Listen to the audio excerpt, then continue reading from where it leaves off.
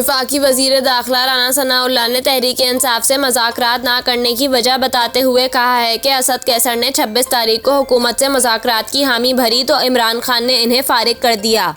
उन्होंने कहा कि शाह महमूद कुरैशी भी पहले से आजमाए हुए हैं, इनसे FATF पर बातचीत की, सब बातें तय हो गईं तो शाह महमूद ने कहा कि वो पागल नहीं मान रहा।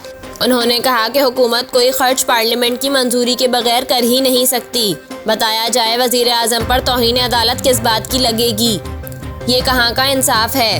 राना सनाउल्लाह का कहना था कि अगर शाह महमूद हमारे साथ इलेक्शन में ताख़ीर पर रजामंद हो जाएं तो आइन के 90 दिन में इलेक्शन कराने की शर्त भी फारिग हो जाएगी। वाज़ेह रहे कि तहरीक इंसाफ के चेयरमैन इमरान खान ने हुकूमत के साथ मुज़ाकरात के लिए 3 रुकनी कमेटी तश्कील दी है, जिसमें शाह महमूद कुरैशी, फवाद चौधरी और सेनेटर अली ज़फ़र शामिल हैं।